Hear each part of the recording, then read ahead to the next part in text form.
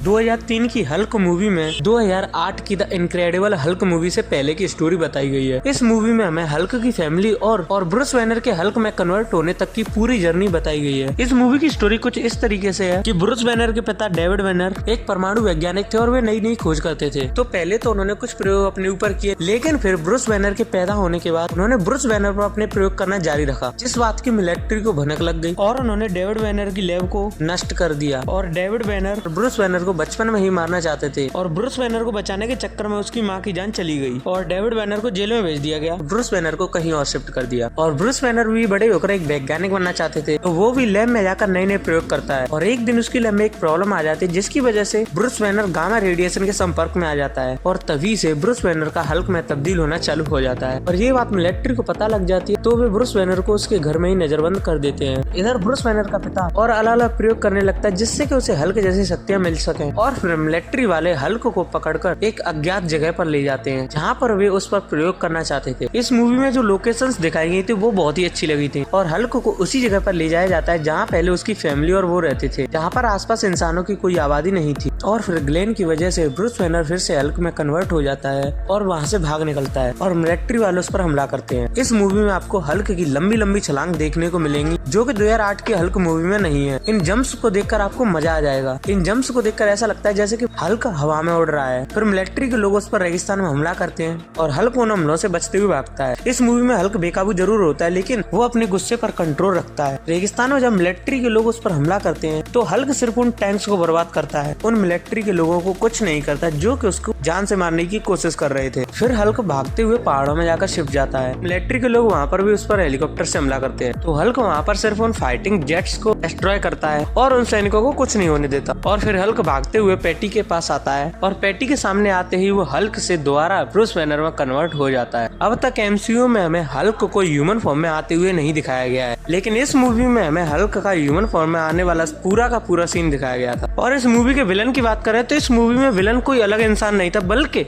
Hulk का पिता ही था। उसने अपने ऊपर थोड़े और प्रयोग किए और फाइनली उसे एक ऐसी पावर मिल गई जिससे कि वह अपने अंदर किसी पदार्थ की पावर को एब्जॉर्व कर सकता था और वो हल्क की पावर को अपने अंदर एब्जॉर्व कर लेना चाहता था। और इसी वजह से वो ब्रूस बैनर के पास जाता है और उसे गुस्सा दिलाने की कोशिश करता है, जिससे कि ब्रूस बैनर हल्क की फॉर्म में आ सके और उसका पिता उसकी सारी पावर्स को एब्जॉर्व कर सके। लेकिन ब्रूस बैनर हल्क की फॉर्म में नहीं आता है, तो उसका पिता बिजली की पावर्स को एब्जॉर्व करके एक लाइटिंग मॉन्स्टर में कन्वर्ट हो जाता है और आकाश की बिजली की सहायता से ब्रूस बैनर को सिटी से बाहर एक अज्ञात जगह पर ले जाता है। वहाँ उनके बीच बहुत डेंजरस फाइट होती है और फाइनली हल्क अपनी पावर्स को अपने पिता को देने लगता है, लेकिन हल्क की पावर्स बहुत ज्यादा होती हैं और उसका पिता इन पावर्स को झेल नहीं पाता है और वो हल्क से कहता है कि तुम अपनी पावर्स वापस ले लो। और तभी जनरल रॉस परमाणु हथियार छोड़ने का आदेश दे देता है और वहाँ पर बहुत तगड़ा ब्लास्ट होता है, जिससे कि हल्क के पिता की मौत हो जाती है और मिलिट्री वालों को लगता है कि इस हमले में हल्क भी मारा जा चुका है। और फिर मूवी की एंडिंग में हमें हल्क को एक जंगल में दिखाया जाता है, जिसने कि अपने गुस्से पर थोड़ा बहुत काबू पा लिया है। क्योंकि ये मूवी 2003 की है तो इसके विजुअल्स इतने ज्यादा अच्छे नहीं है, इसकी स्टार्टिंग थोड़ी स्लो है और इस मूवी की एडिटिंग की बात करें तो वो बिल्कुल एक कॉमिक बुक की तरह लगती है। मूवी ठीक ठाक ही थी, आप इस मूवी को देखेंगे तो हल्क के बारे में डीपली जान सकेंगे। बाकी आप कमेंट में बताइए आपने ये मूवी देखी है या नहीं, और मार्वल की नई अपडेट्स के लिए हमारे चैनल को सब्सक्राइब जरूर करें। तो मिलते हैं अगली वीडियो में।